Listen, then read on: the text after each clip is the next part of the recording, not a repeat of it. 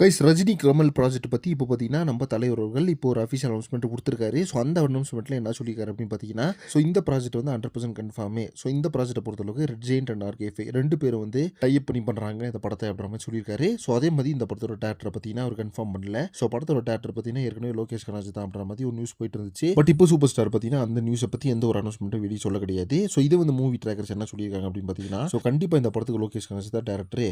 But இப்போ வந்து எல்லா அனௌன்ஸ்மெண்ட்டையுமே குடுத்துட்டா, ஸோ எதுவுமே வந்து எக்ஸ்க்ளூசிவான ஒரு அப்டேட்டா இருக்காது அப்படின்றதுனால, இந்த ஒரு அப்டேட்ட வந்து அவர் தள்ளி வச்சிருக்காரு. இந்த ஒரு விஷயத்த மட்டும் தான் இப்ப சொல்லியிருக்காரு. படத்துக்கு டைரக்டரும் இன்னும் கதையும் வந்து ரெடி ஆகல அப்படின்ற மாரி சொல்லியிருக்காரு அப்படின்ற மாரி இப்போ மூவி ட்ராக்கர்ஸ் எல்லாம் ஷேர் பண்ணிட்டு இருக்காங்க கைஸ். பட் நம்மள பொறுத்த அளவுக்கு என்ன அனௌன்ஸ்மெண்ட் கிடைச்சிருக்கு அப்படின்னு பார்த்தீங்கன்னா, 100% ஷூர் ஷாட்டா இந்த படத்துக்கு லோகேஷ் கனகராஜ் தான் பண்றாரு அப்படின்ற மாரி சொல்லப்படுது.